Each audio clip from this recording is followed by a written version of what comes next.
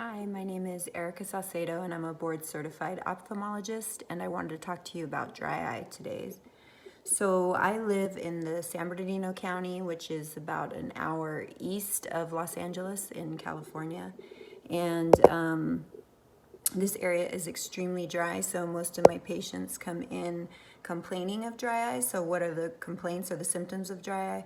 Most common symptom is foreign body sensation. So patients will say that they feel like something is in their eye, like sandy, gritty, burning. Another symptom is redness. So patients will obviously complain that their eyes are red, or at the end of the day, their eyes get really red.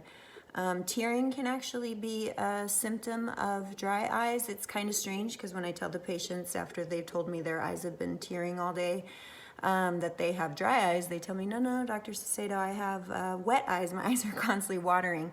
That is actually a reflex tear.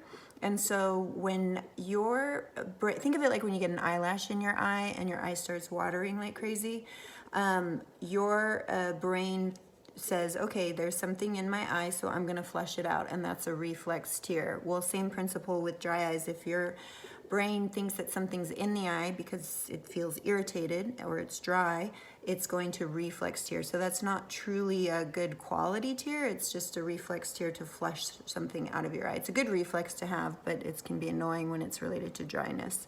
So tearing is a symptom of dry eye, which is kind of strange. Another thing that patients will complain about is mucus discharge, like they'll wake up in the morning and have like eye boogers. That usually patients will think they have an infection when they come in for that. And while that can be a symptom of infection, it actually is also a symptom that you have, or a sign that you have dry eyes. And so that has to do with our tear film, which I'll get into in a little bit. Another thing that patients will tell me is that their vision fluctuates, like, oh, Dr. Saucedo, I'm looking at something, it's clear, and then it gets blurry, and so I have to kind of blink my eyes, and it clears up for a moment, and then it gets blurry.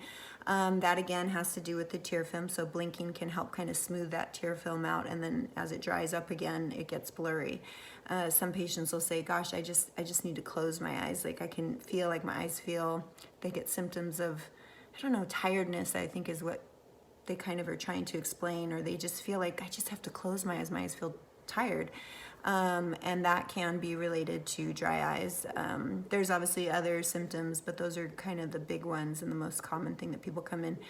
The other thing is that because of where I live, it's so dry here that, I'll be honest, a lot of my patients have dry eyes. They may not even realize it. And those patients are a little bit harder to treat. So they come in, we look at them under the slit lamp, which is the microscope. And we can see the signs of dry eyes, right? So I'll see like a low tear lake, or when they blink, their tear film breaks up very quickly. But the patients may not have symptoms. So in other words, they'll say, I don't feel dry. So those patients tend to be a little harder to treat because they don't really have a motivation to start any kind of treatment modality, but it can cause significant changes in vision and eventually can cause symptoms, so it's actually better to treat a little earlier, I think. So patients will ask me, why do I have dry eyes? Like 5 years, I've lived here my whole life, I've never had any issues, and now all of a sudden they're getting all kinds of issues. So risk factors for dry eyes: age, unfortunately, as we get older, everything doesn't work quite as properly, and so that is a risk factor. So we know that age is a risk factor for dry eyes.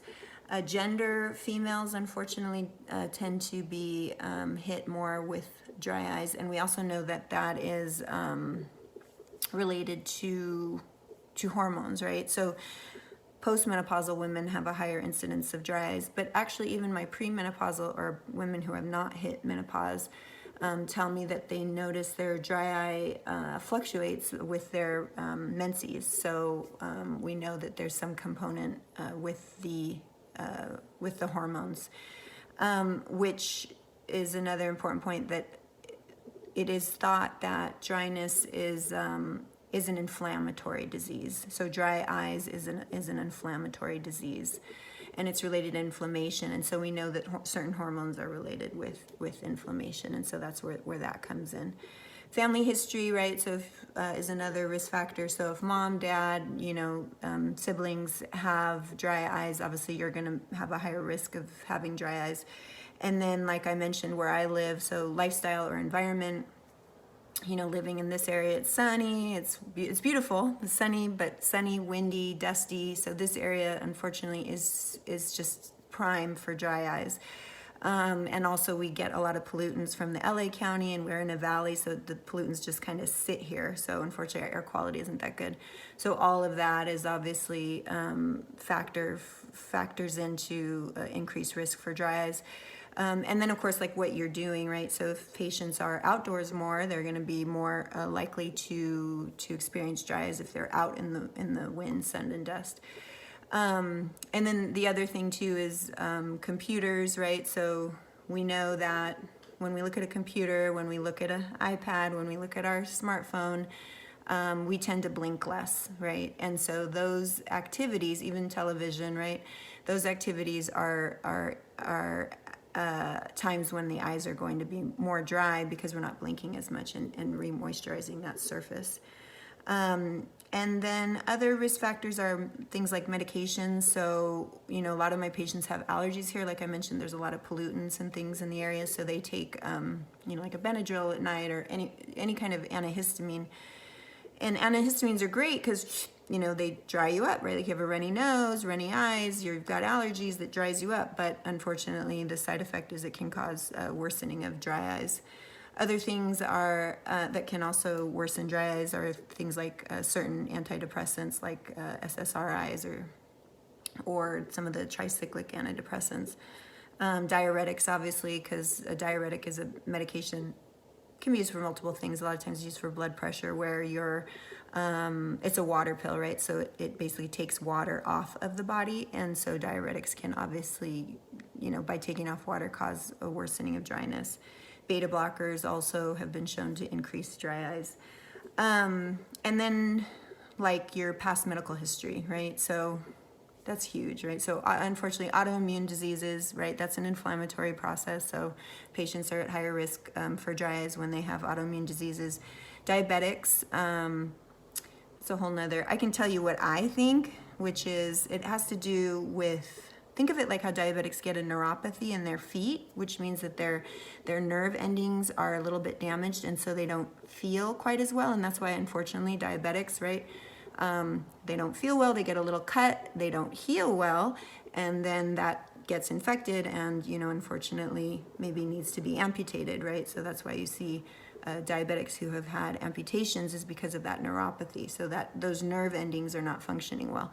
Well, our cornea is heavily innervated, and so the same neuropathy that's happening in your feet is happening everywhere else in your body, including the eyes.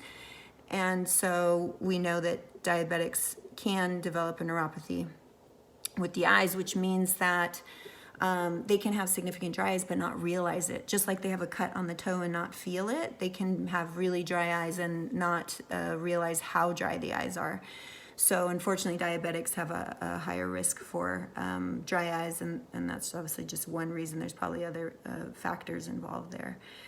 So the most important thing to get from this is that dry eyes is an inflammatory process, right? But there are two kinds of dry eyes that have been documented, right? So there's aqueous deficiency, which means you're not producing enough tears. So that's where we think of women, we get a little bit more of that, and patients who have autoimmune disease, right? So in other words, this inflammatory process and they're just not producing, their lacrimal glands are not producing tears. The other type of dry eye, which is actually the more common type of dry eye, is Meibomian gland deficiency or dysfunction. That's also known as evaporative dry eye. So I'm going to go into the tear film now. So if you think of our eyes, right, we have a tear film on our cornea. The cornea is the clear window to the eye, and then on top of that is our tear film. And so when you blink, your eyelid is kind of pulling that tear film over the eye and smoothing over that surface. So the tear film is made up of 3 components. So it's mucus, aqueous, and fat. So the mucus is important for helping to fight infection. So that's why, like when we talked about earlier, how patients can sometimes get a buildup of like mucus, or people feel like it's boogers in their eye boogers. That is we think of that as inflammatory. Is that necessarily an infection? Not necessarily, but you can get it with an infection. It's just your body trying to fight off, with white blood cells trying to fight off whatever it is, the infection that is there, or it could be an inflammatory response. So mucus is the first layer, which is important and good, right? And then the aqueous, which is the majority of the layer, is the water. You can think of that as, that's the hydrating part of it. And then the last layer, which is on the outside, so the cornea is inside, mucus, aqueous or water, and then the last layer is fat or lipid. And that layer is very important because without that layer, the aqueous would just evaporate, or the fluid would just evaporate. So the fat actually, there's a thin layer of fat that actually keeps the water on the eyes. And so that's what is produced by our Meibomian glands. And our Meibomian glands are lined along our eyelid margin, both superior or top and bottom.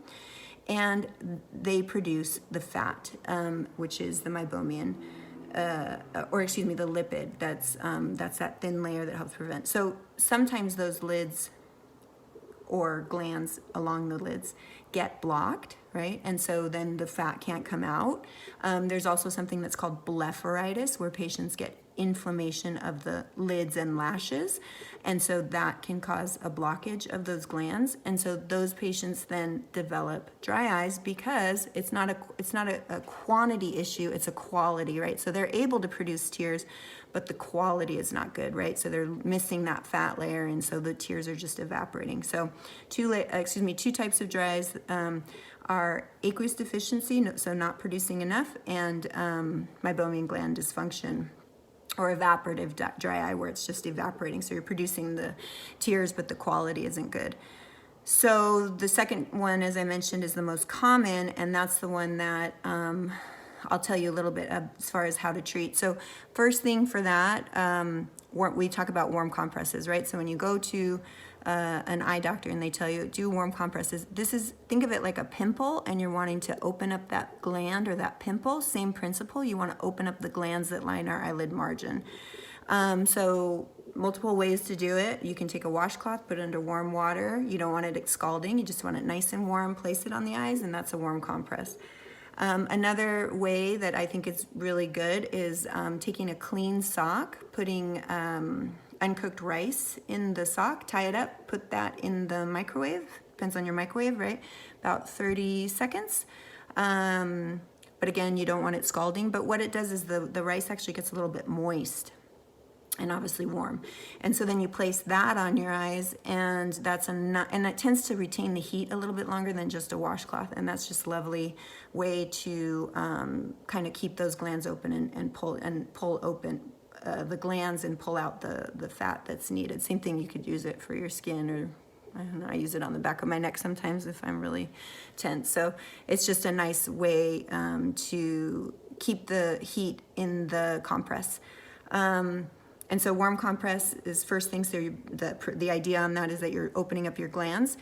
Second is lid scrubs. You might have heard your eye doctor talk about that. So the idea here is that we're cleaning our lashes just like we wash our hair, right? We want to clean those lashes because you can get buildup. I remind patients, so lashes, right, are made to catch things so that they don't get in directly into our eye. And so what can happen is you can get little buildup of things over time.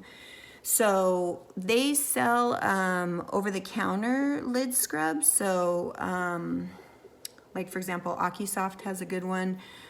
So they're little towelettes you can buy, and you can take that and you gently clean. And again, like, just so you know, I am so anti-touch your eye, or touch your eye as little as possible is what I believe. So you want to be really gentle. We're not like scrubbing the eye. We are just gently cleaning the lashes and then going down along the lashes as well, because you kind of want to push off all that crap that's on there. And then you can do that same thing inferiorly. I honestly just do the top, because I feel like I get the bottom with that. But if you have a lot of buildup, or if you're somebody who has a lot of lashes, fortunately I don't have that problem, then obviously doing the lower as well. And some people do have actually quite a bit of buildup on the lower. So so that's one way to do it, is with a over the counter. Your eye doctor may mentioned baby shampoo. So the way to use baby shampoo, and that's fine, you can use baby shampoo. You just take, like when I tell patients, when you're in the shower, take like a drop of baby shampoo, put it, ring finger is ideal because you're going to be more gentle. And then same principle, you're in the shower, you're basically like washing your lashes, right? Instead of washing your hair. And then same thing, you want to go down and then rinse with warm water. You don't want it directly in the eye. If it does get in the eye, that's why we say baby shampoo, because it's less irritating. Another way to do the baby shampoo, if you're really sensitive to things, is you can take like a little Dixie cup or a little paper cup, put a drop of baby shampoo, put a little bit of warm water, take a Q-tip and kind of mix that up. And then with the Q-tip kind of go across the lashes and down, and then the other side of the Q-tip, same thing on the other side.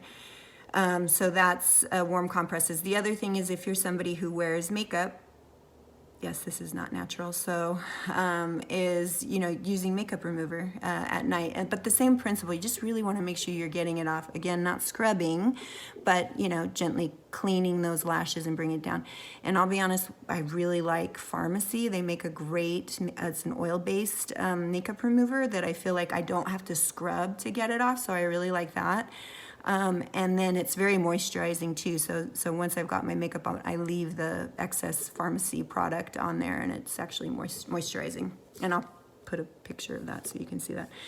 So, so those are kind of the first standard things we do for dry eyes. So we do warm compresses and then lid scrubs. And then we usually will talk about artificial tears, which is a whole nother conversation. But artificial tears, my favorite kind of artificial tear is without a preservative. And the reason is because a lot of my patients have allergies also. So you can have allergies with dry eyes. And so preservative free, obviously there's no preservatives, and that tends to be more gentle or good for patients who have any sensitivities. Ones with preservatives are fine if you're okay with it. If you put an artificial tear in your eyes and it feels good and soothing, you're probably fine with it. If you put an artificial tear and it's burning, yeah, I wouldn't use that one. I don't care which brand or even if it's preservative free, then that just isn't the right job for you. As far as the brands, I am a huge advocate for changing brands. I see patients that come in and, you know, God bless them, they are so vigilant with their drops. You know, this doctor told them 20 years ago to use this brand artificial tear, and they are still using it, which, you know, again, amazing patients, but I would say it's okay to change brands, right? And I actually think it's a good idea to change brands. Kind of think of it for the women that are watching. Feel like you guys get this a little better, no offense. But you know how like we wash our hair and you get a new shampoo and afterwards you're like, oh my gosh, this is amazing, right? And then after, I don't know, like a month or something, it's like, oh, it just doesn't seem to be working as well as it used to. And you change brands and then you go back to it and it seems to be working better. I feel like it's that same principle, like we may build some kind of tolerance to the artificial tear or the brand, right? And so changing brands is a good idea. So again, there's like Refresh, as far as brands, there's Refresh, there's Systane, these are kind of like the big ones, Retain. There are so many amazing brands out there. Again, I do prefer preservative free. So those tend to come like in a little vial. Not necessarily though, you have to read the bottle. They do tend to be a little more pricey because I do think they are a better quality tier. Oasis is a really good one too, which a lot of times you can only get from your eye doctor. But I know a lot of my patients like that one. But anyway, so they come in these little vials typically, and the vials, the best way to use them is you crack them open, one drop each eye, and then you can recap that vial, and you can actually reuse it within 24 hours. You know, again, it has no preservative, so things could grow in it, but within 24 hours, I think that's doable. The other thing, and again, that's my humble opinion, the other thing that my patients have taught me actually is to put it in the refrigerator. So they like to do that, one, to help preserve it, but also when they put it in, it feels good because it's a kind of a cooling effect. And I'm trying to think. So those are kind of the main things that you're going to talk about when you, or hear about when you talk about dry eyes. So And again, so Meibomian gland dysfunction is the one you're going to do the warm compresses and lid scrubs. Aqueous tear deficiency would just be the artificial tears. Oh, and then the other thing that I think that's important is a humidifier. Like, I think that's super important because it just makes sense, at least here. I mean, obviously, if you're living in Florida, you probably don't need it. But here, it is so dry here. I mean, humidifier is amazing. So it just basically throws out moisture into this dry climate. Where would I want it? Like we talked about, where is it that we tend to blink less? So that would be the television room, that would be the computer room, that would be a room where we're on our iPhones or iPads.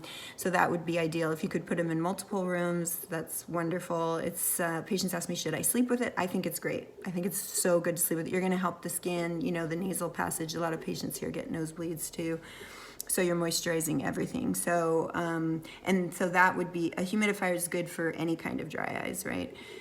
And then the very last thing, I'm trying not to make this too long, but the very last thing that is probably one of the most important things and what I kind of harp on is diet. So in my humble opinion, I believe the best diet for the eyes is a Mediterranean diet. So that means eating less red meat, more fish, more whole foods, less processed foods. You know, the less touched it is, the better, and the most leafy greens that you can get. Like, you really can't overdo it. I don't think you can. Maybe I'm wrong, but I don't think you will, right? So the things that are less touched, dark leafy greens, are so good for us. They're and so again, remember the etiology or the reason for the dry eye is the inflammation. And so we know that plants are a natural anti-inflammatory. Okay, maybe not all, right? Not if you have an allergy. So I do remind patients, okay, if you have an allergy to certain things, so I encourage avocados, nuts, seeds, all these things, right, that are not touched, less processed, natural anti-inflammatories, omega-3s, right? So fish, if you're into eating fish, has been shown to decrease inflammation, right? And so less processed foods, right? Because we know that is just an inflammatory process, or triggers our inflammatory process. And I will probably do a video on diet because there's a lot more that I want to say about that, but I don't want to make this too long.